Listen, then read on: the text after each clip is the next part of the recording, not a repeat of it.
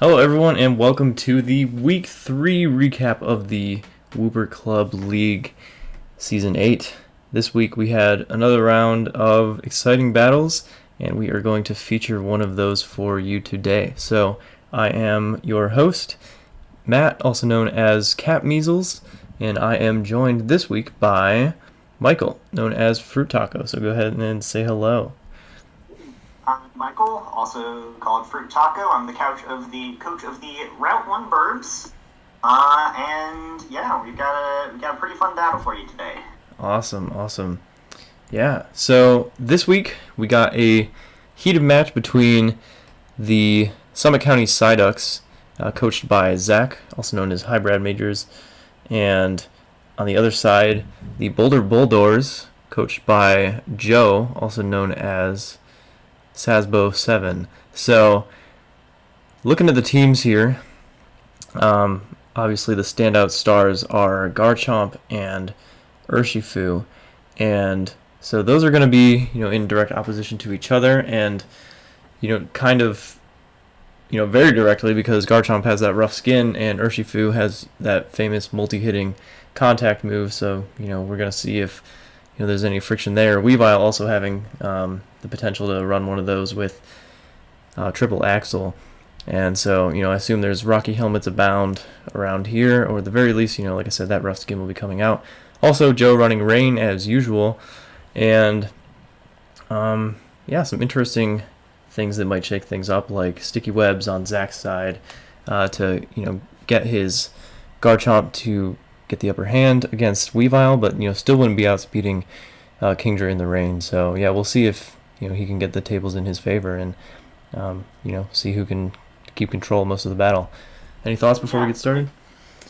Well, I just want to say, like you said, I would definitely expect the rocky helmet on the Garchomp to really mess up the Urshifu if you get a good prediction. I think just looking at the start here, I like Zach's team. Weavile, of course, is the fastest thing in this match outside of Rain, but Garchomp and Galvantula, outspeed Urshifu and the rest of the team outside of Rain, everything except Weavile. And Leafeon's 95 speed is also pretty good in this matchup, and he's got the Lapras with the potential water absorb for Kingdra. I think he's got a lot of good options in this. Yeah, so lots of kind of built-in checks to each other's teams here, and I'm really looking forward to seeing how they get that momentum to go back and forth here. And like you said, one sticky web could easily put Galvantula above everything on the other side, provided there's no countermeasure to that. So yeah, it'll be an interesting match, and let's jump right in. 3, 2, 1, go. Alright, so the leads here, we've got Galvantula, to be expected, and Weavile. So starting out speedy, does not want to get hit by the webs. We'll take a ton from that knockoff, and we'll say see you to that sash. Speaking of which, Weavile will counter with its own. Both sash leads. Yep. And here, really nice play by Sasbo going for the Ice Shard, making sure he wouldn't go with a contact move to die to potential rough skin on a Garchomp switch like he would with a nice knockoff. True. And Zach able to call that. Come in with Lapras, and then we'll freeze the Bronzong on the switch in, which, it's a good prediction, but that freeze is very unfortunate. That's rough. Here, Leafeon gets a free Swords Dance. Really rough. Bronzong still hasn't thawed. Yeah, so that crit, I'm willing to bet, did not even matter. Maybe, though, and the knockoffs. Yeah, gonna make short work. I do like seeing the Damp Rock come off of it. I do like having a sneaky backup weather setter. Yeah, so that could have potentially been, a game changer here, had this battle gone differently. Here we see Pelipper coming in, looks like it bluffed the Scarf to force out the Leafeon, and now Specs Hurricane is just tearing through stuff. Yes, the Specs Pelipper is not to be underestimated. It is just, look at that. Over half to Lapras, unbelievable damage. Half or more off of probably the three bulkiest Mons on Zach's team. Yeah, not a good time to not have a flying resist. So Zach is kind of just trying to wait it out until he can come in with something faster that can counter it, or for the rain to end. But the rain is now going to end with Pelipper out, and so it will be able to set it at least one more time. Of course, going out to Mandibuzz on the expected Shadow Sneak from the Aegislash. Yep. Is able to roost up, and that head smash would have been incredible if it had connected. Yeah, very good on the switch in. I didn't really like that play in that turn, though, because with the roost, wouldn't have done that much, and he would have just taken recoil, and of course, Mandibuzz could have outsped him and foul played him before he got it off. Very good point. But Pelipper here is just back in and ready to fire off more hurricanes. Yep.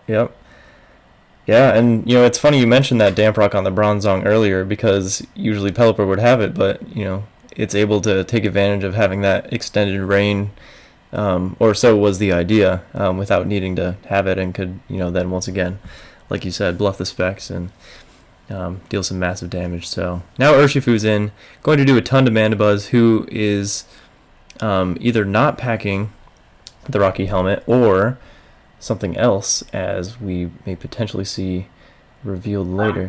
I would guess some boots, probably. But Mandibuzz, not having to have switched into a Hurricane, is able to rest off the Hurricanes and the Surging Strikes pretty well. Yeah, so now an Icicle Crash is going to do just over half, and the flinch is going to put a lot of pressure on Mandibuzz, so it's going to have to switch out. Clefable is the answer, and it is going to go down to a crit from Icicle Crash, so I don't know if that mattered. I'm going to lean towards no, but yeah. But yeah, Weavile got a K on basically anything he wanted there. Smart, remembering Leafeon gets Quick Attack, switching out to the Aegislash. That Iron Head for decent damage, and Knockoff will finish it. So no weakness policy activating. But yeah, here comes Urshifu again. So we'll see how this matchup goes. Zach's not trying to risk it. Goes into Garchomp, thinking he can get some damage, and we see the protective pads revealed as Rough Skin activates, but does not do anything. So Joe, very smart item there, and I assume we'll be seeing that more often throughout the rest of the season. And so now, that fire. Now we see a Fire Fang? Yeah, Fire Fang not going to do very much at all to that Pelipper in the ring. I guess that means he's not running a Dragon move to hit it with. But smart, free switch out to Kingdra on getting the rocks back up. Yeah. And Kingdra is here to do some work. Yeah, speaking of a Dragon move, that would have been devastating on the switching against Kingdra, but, for lack of having one, it kind of gave Joe the freedom to come on in whenever he wanted. And Kingdra is going to continue devastating here.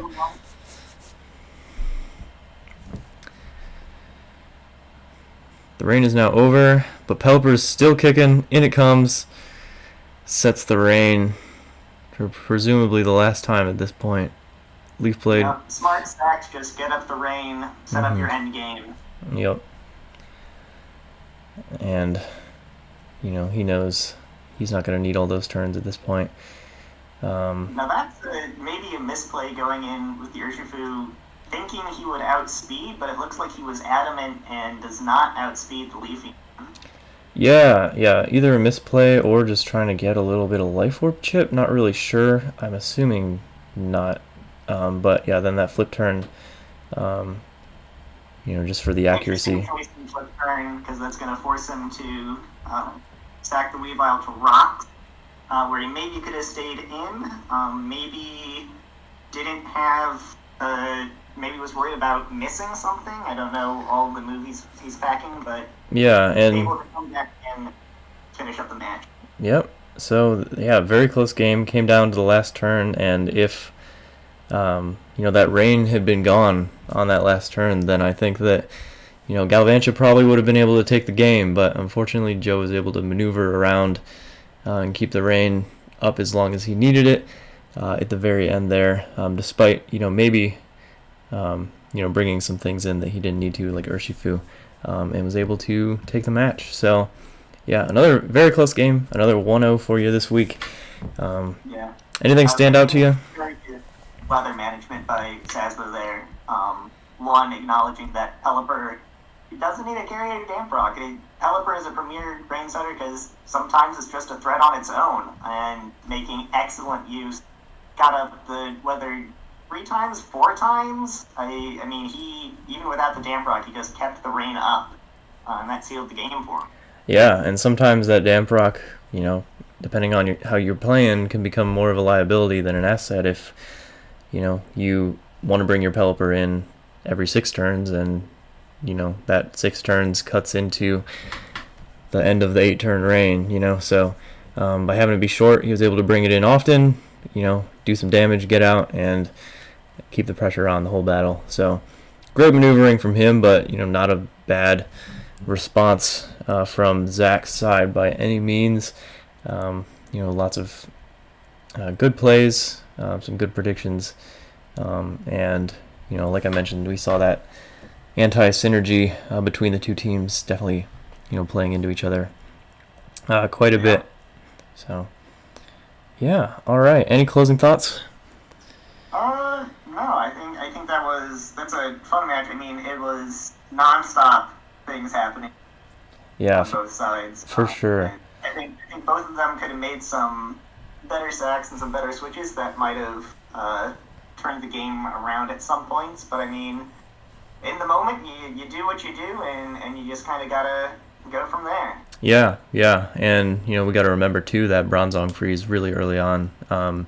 I wonder what would have happened if that hadn't happened, but Joe was able to play around that anyway and secure the win. So that will take us into the power rankings section of the video. See where these teams fall and all the others, as well as we now have 3 full weeks behind us and we're starting to get a real good sense for where everyone is. So stick around for that, and we will catch you with this segment next week. Thanks for joining me, Michael, and I will see you later. Bye. Yeah. And welcome to the power rankings sections of the video. As always, I'm your host, Illogic, coach of the Buffalo Bouffalants, and I'm joined by my co-host, Steve, coach of the Waterdeep Wobbuffets. How you doing, everyone? And our special guest this time is the Season 7 champion, 3-time runner-up, Chad, coach of the Seattle Steamrollers. What is happening, Chad? Oh, nothing much. What's popping with you, Nate? Oh, we're just excited to talk about how well you've done this season, along with everyone else in our top 4. Let's just jump right into it. Our top 4 power rankings. We're going through Route 1 Burbs first. Newport Noctowl is jumping up to number 2. Your Buffalo Bouffalant making a reappearance on the list at 3, and the 3-0 Seattle Steamrollers coming in at 4th. We're going to go a little more in depth as to why we put these teams around. We're not exactly in order anymore either, according to the actual standings, so we'll talk about that a little bit. But we've got to start off with the Route 1 Burbs, coached by Michael, who we had as a guest last week. He was a little nervous about his match against Matt, or Mr. Quality, but it turns out he did pretty well there with a very convincing 5-0 victory. Brought us a team of Dragapult, Keldeo, Comfey, Darmanitan, Gorgeist, and Rotom Frost. And folks, this was over pretty much turn 1. We just grabbed tempo immediately by staying in with Keldeo against Tapu Koko, who decided to Calm Mind and promptly got crit by Hydro Pump. That willingness to stay in, while it was backed by having a Focus Sash on him, was certainly a bold enough play to carry the momentum all the way through. He brought in Kartana next, over-predicted, used knockoff. Keldeo was able to claim another KO. Tapu Lele came in next, Calm Minded again, and there was really no reason for Furtaco to switch out. Keldeo just claiming so much damage right away. It was pretty much over from that point. I think Scarf Rotom put in a good amount of work near the end of the match there. And a big shout out to the Buffalo Bouffalant Classic, not putting an item on Gorgeist there as a way to not only thwart Poltergeist, but particularly Ditto's Poltergeist. Great way to Ditto-proof teams, something that I love talking about. Such a cool mon to have to play around, and Furtaco pulled it off splendidly. Steve, what else do you have to say about our number 1 team, Furtaco and the Route 1 Burbs? I know you mentioned it, but it's definitely worth shouting out. The amount of work that Keldeo put in. Matt's team, the Cincinnati Incineroar, is very top-heavy with two 200-point Mons and one 180-point Mon, being the Tapus and Kartana. And Keldeo removing 2 of them and leaving the third at 9% before going down in the first half dozen turns. It was massive performance from Keldeo, and as you mentioned, the game was over then. As an additional note, of course, Fruit Taco's big hitter himself, Dragapult. It's very disappointing to see Dragapult unable to come in at the end of this match to claim his 1 KO. So we'll have to see what Michael can do in future weeks to get Dragapult back up to its 1 KO a match rankings. So excited to see Dragapult have to put in more work in future games to maintain that ranking. Chad, anything else you want to add? Yeah, I mean, I think this match is just a classic example of why you should sometimes just stay in an attack, like in the kind of the risks of over predicting, because he just stayed in with Keldeo. I mean, the focus dash was a little bit of cover for that, but he just kept clicking Hydro Pump, and I think that's pretty much what won the match. I also think that, Fruit Taco's done really well this season. I remember my first impression of his team when he was drafting it was maybe a little questionable because it was his first season. And I remember thinking that he has probably one of the least top-heavy teams in the league. Like one of the metas with Draft League is obviously, you pick a couple garbage mons, right? And then you get a bunch of 200s. Yeah, you know nothing about that, right? Yeah, hey, to be fair, I don't honestly think my team is that top-heavy compared to other people this season. But I just remember looking at his point distribution and, thinking like, maybe this isn't exactly the optimized, Draft League or whatever. But I think he's really... he's really done well this season. All his mons are really solid. I honestly think Meowstic was a steal at 20. I probably should have picked up that one. But, yeah, I've been very impressed. So if he's able to make us regret not picking a 20-point Meowstic, he has done something right this season, that's for sure. Definitely impressive so far. So with that, let's move on to our number 2 team. The Newport Noctowl, another team making their debut in our standard draft league. And so impressive at 3-0. Steve, why don't you tell us about what Jimmy has been able to do in his first season? So yeah, Elf Owls and his Newport Noctowls were facing off against Hitmonchan, his close combat club this week. He brought a team of Crobat, Heatran, Tangrowth, Rapidash Galar, Zygarde 10%, Sandslash Alola, and was able to come away with the 5-0 victory. At the beginning, he had a great couple of early turns, switching into Rocky Helmet Tangrowth on Jirachi, able to eat up the physical damage, regen it on a switch, plus deal that Rocky Helmet chip damage. Follow it up with a switch into Sandslash with Safety Goggles for Amoonguss.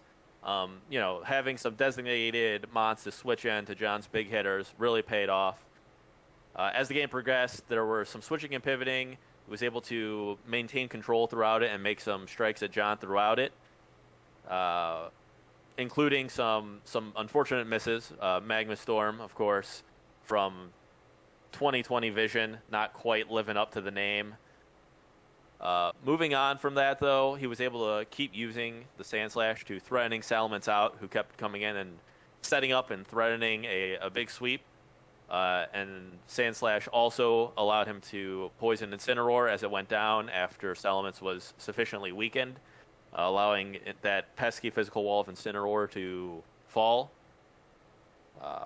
With his Safety Goggles mon down, he identified Crobat as an easy mon to eat up the sleep. By that point in the match, it was low HP. It had done really what it needed to do, and at 20% or so, fell asleep and retreated away for the rest of the battle, so that Amoonguss was neutralized. Really, not much of a threat anymore. In the mid game, there was a nice double switch out of Heatran into Rapidash Galar, allowing the horse to go ahead and pick up a KO for it. And from there on, with some more double switching, along with a nice power herb on Heatran, able to pick up the rest of the mons, and then at the end, Heatran clean up once all of its checks were removed. Overall, great performance from Jimmy, able to maintain control throughout the battle, and really excited to see what he keeps on doing, and scared for when I eventually have to face him. Chad, do you have anything you want to add? Yeah, no, I mean, I think it's definitely interesting that the top 2 people in our league are people who this is kind of their first regular draft league season. I think Elf Owls has done, very well. I think he had enough he had enough bulky Pokemon to tank John's hits, that all of, John's classic pivoting regenerator strategy wasn't really enough to carry him through. And I think, one of the things that John seemed like he struggled with this season is he doesn't really have those offensive mons or enough stall pressure where he can just like toxic stuff. So I think it'll be interesting to see where he takes it. I know he's been talking about maybe making a trade, so curious to see where he goes from there. Absolutely. Nate, you got any comments? Yeah, and a trade that also went through Alphels was able to pick up that Alolan Sandslash outside of Hail as well. Seems kind of odd, but Heatran was his only Stealth Rocker, only Hazard Setter at all to that point, adding the Alolan Sandslash and immediately making an impact with what seems like a questionable defensive typing with Ice. Definitely made an impact here as an Ice-Amoonguss check and able to get up a layer of spikes to help pressure with the constant switching. And I think it really came down to there aren't many switch-ins to Heatran. Not on that team. There aren't, especially not with a Helmet Tangrowth to back it up and even a nice little Solar Beam to back that up too. So very impressive from Alphel so far this season. Very nicely done. Now we're going to move on to our number 3 team, going a bit out of order with the regular standings, but it is your Buffalo Bouffalant, and my co-hosts were impressed enough to put me into the top 4. Super grateful, super thankful for that. But I love hearing other people talk about me. Chad, why don't you take it away and talk to us about my victory over Joey? Yeah, so Nate kind of entered this week coming off a pretty iffy loss to John. I mean, he lost the match, but there's some questions you can have there. But he definitely reestablished himself with a dominant 5-0 win against the former leader in the league. I mean, it was only 2 weeks, but Joey was at the top of the charts. He hadn't lost yet and had the best ratio against his opponents.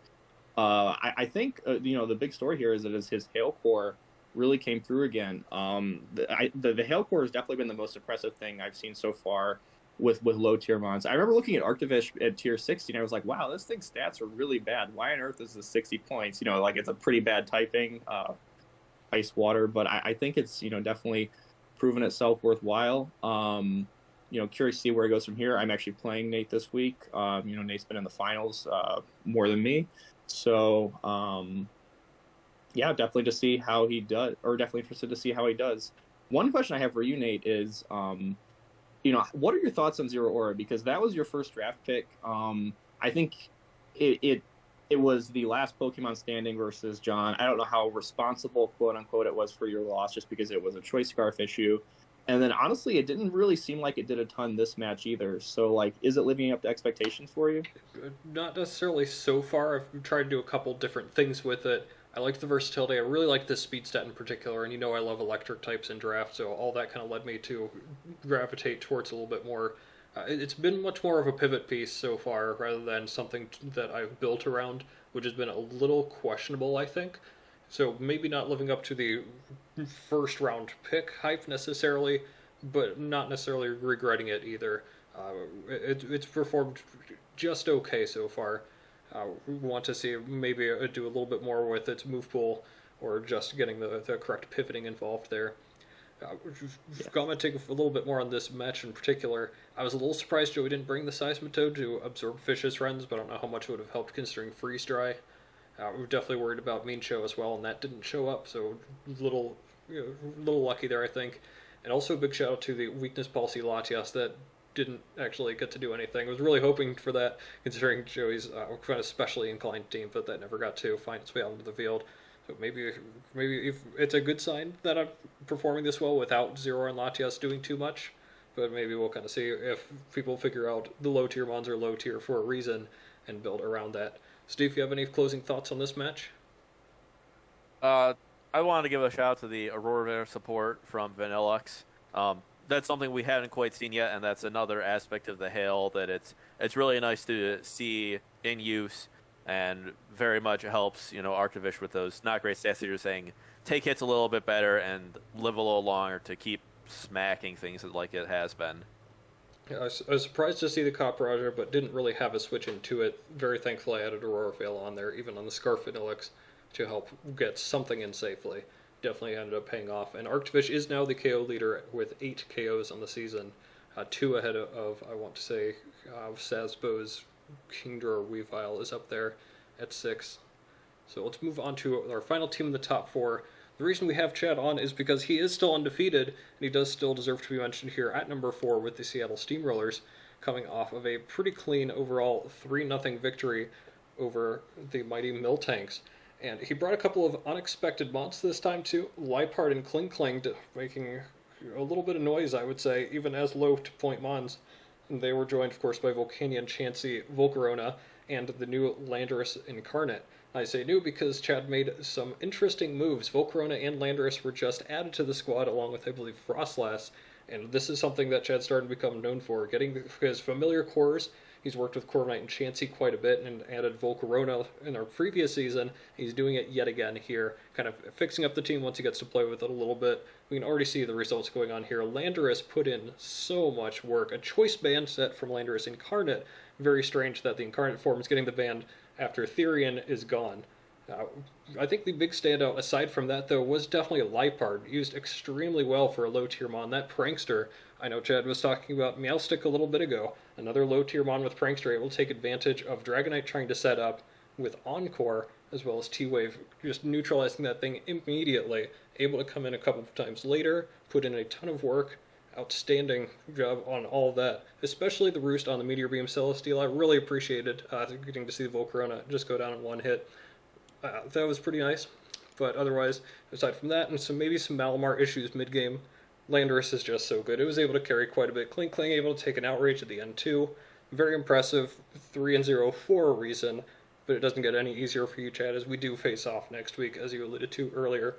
Steve, do you have anything else you want to talk about Chad and his match? I mean, yeah, you covered this very well. Despite the match being 40 turns, there really wasn't a lot happening.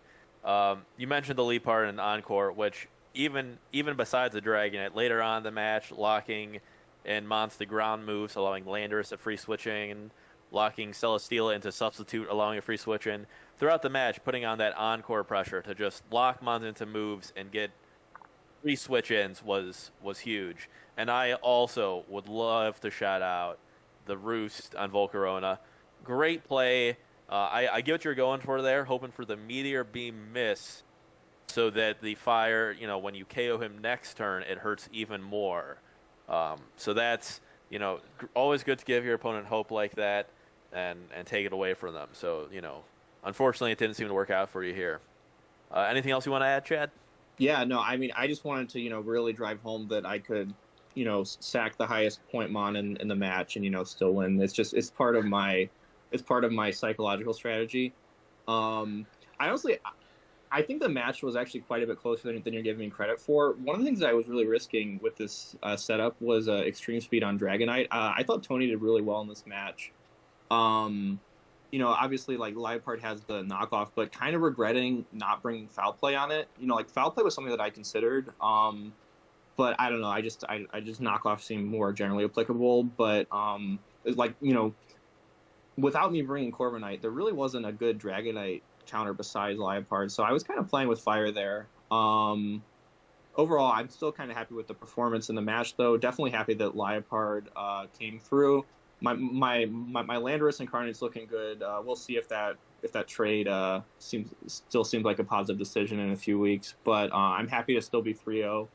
Hopefully I can stay 4-0 after this week. I think this is a big week for us, Nate. Because 4-0 sounds a lot better than 3-0, and for you, I know 3-1 sounds a lot better than 2-2. So.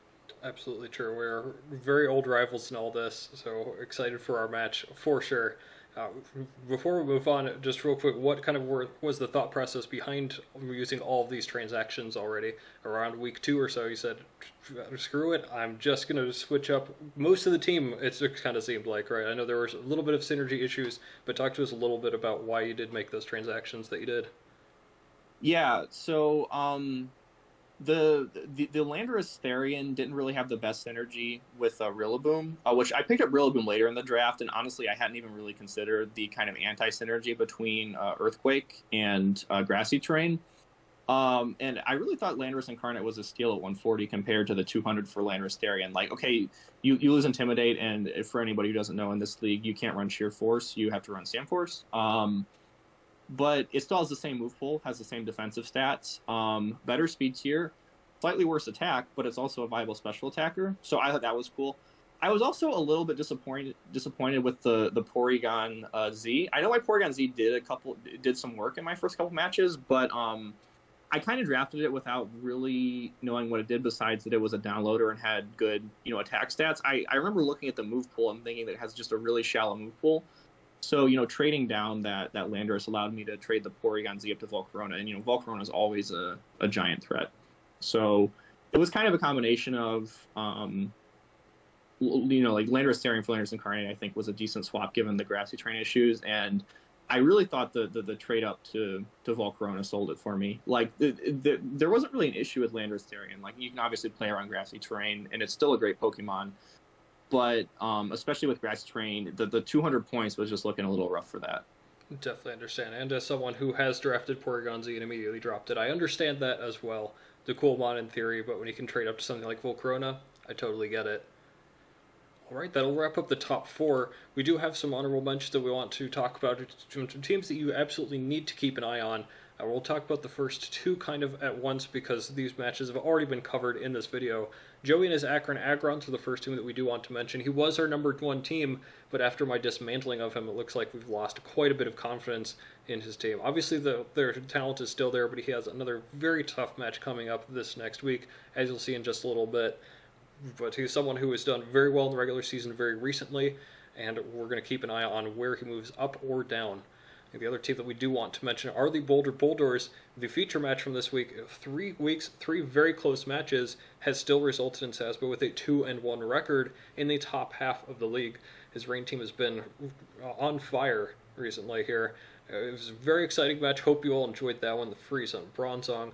The Pelipper Hurricane putting in some work for getting speed stats, flinches, crits, misses, sacking. It had just about everything, but Joey has just come out on top one too many times.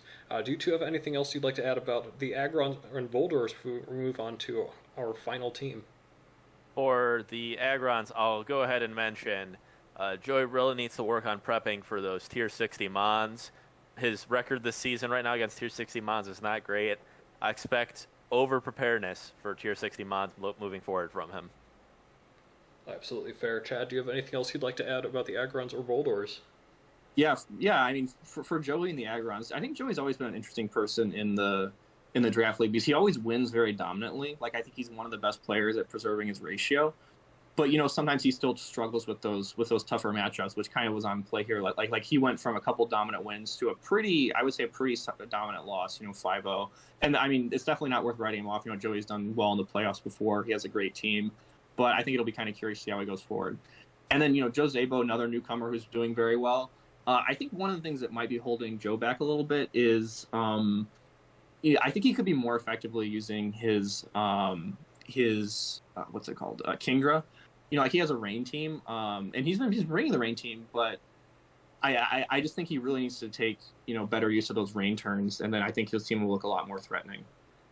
Absolutely. I know there was a turn in there where he just kind of defogged the rocks only for them to go up again as he switched, and that kind of ended up just wasting a turn of rain that would have been nice to have for later. So we'll see if he can maybe get a little bit better use out of that. And speaking of getting better use out of their bonds, there is someone in this call who we've yet to talk about. The Waterdeep Wobbuffets are sitting at 0-3, but we do still want to bring them up, and there's a good reason for that. Not just his history, but also a bit of a tough schedule at first, and maybe bringing his mods together. Chad, we also brought on because he kind of wants to talk to Steve about his team, what maybe could be improved, and overall what's happened this season and what's going to happen moving forward. So Chad, take it away and talk about the Wobbuffets. Yeah, so apologies in advance, Steve, for talking negative about your team. Nothing personal. You've historically been big threat in the league. I think you've knocked me out of the playoffs a couple of times. Finished number 1 in the season, in the regular season a lot. So that's just kind of why it's so weird to see you, sitting 0-3. And I mean, 3 weeks is a little too soon to tell too much about this season. But there is just a couple things that I noticed about your team that might be holding it back a little.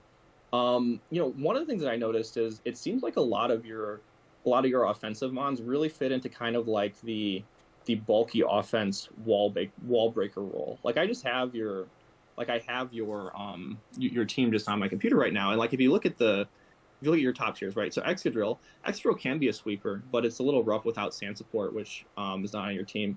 And then Conkeldurr, decent Pokemon, but it pretty much always fits into that bulky physical attacker role. Like even whether you run Choice Band, Assault Vest, Guts, Bulk Up, still does pretty much the same thing, even though you can tailor to different teams.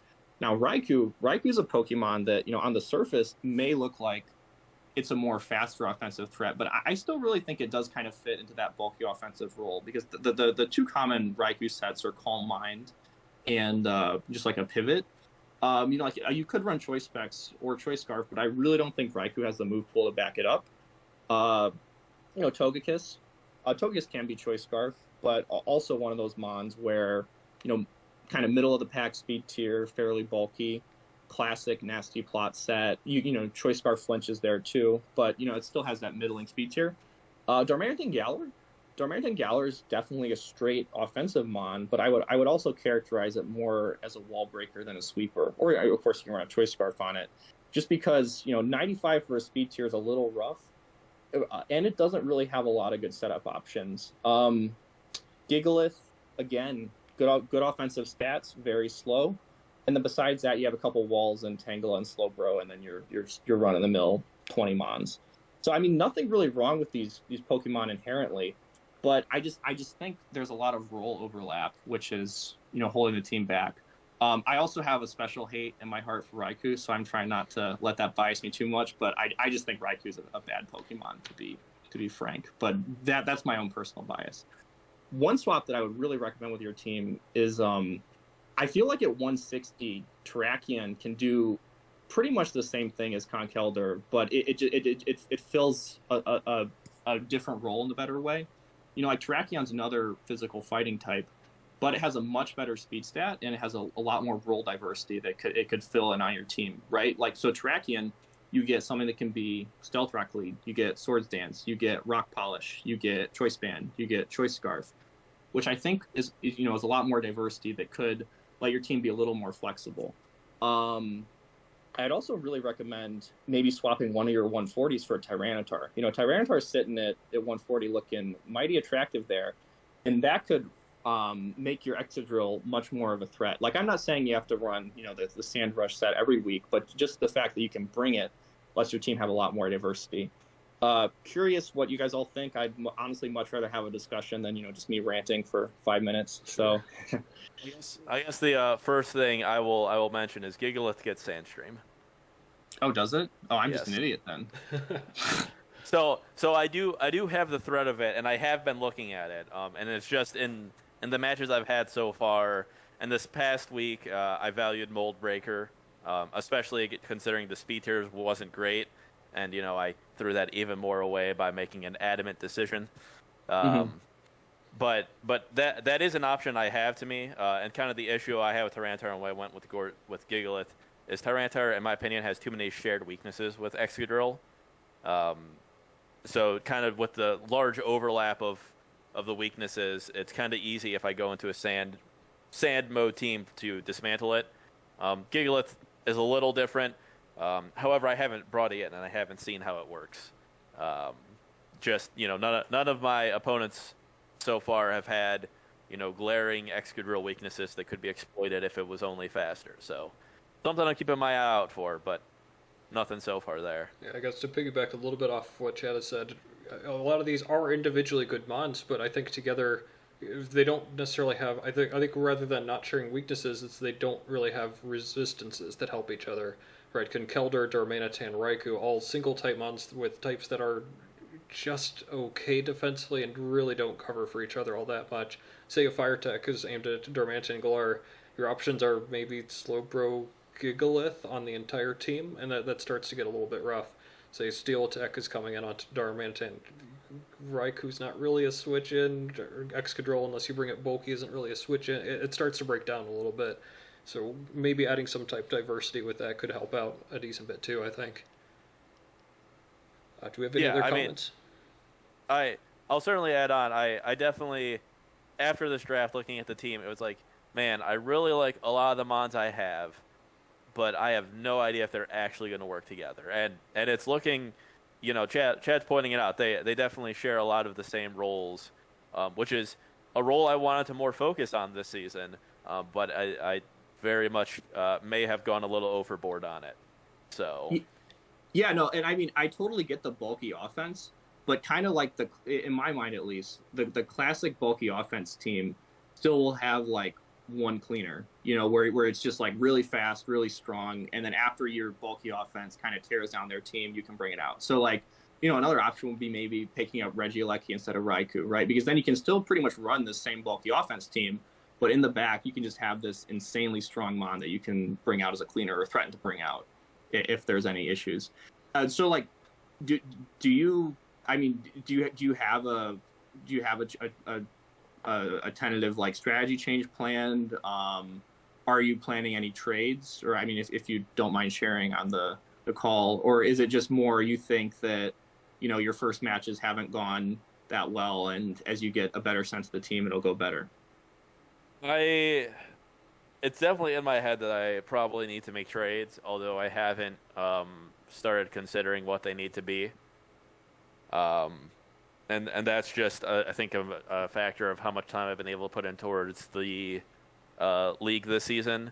Mm-hmm. But I definitely recognize that it's not necessarily issues with the Mons or with how I'm playing them necessarily. Sometimes it definitely is.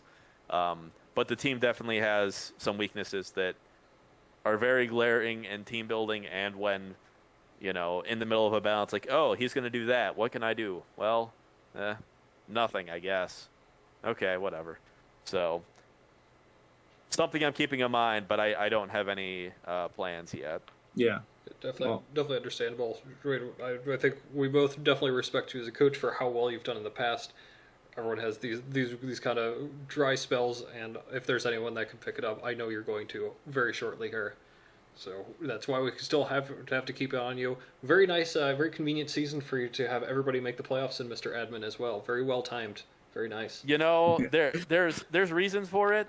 We were concerned with the first time in a while having people not face everybody makes some possible strength of schedule concerns, and that it is turning out to be true. There is a group of four, conveniently my group of four, that is really dropping the ball. I'll say we may be the bottom four on the rankings right now, and none of us play each other. So if it keeps going, we definitely all had the hardest schedules by far.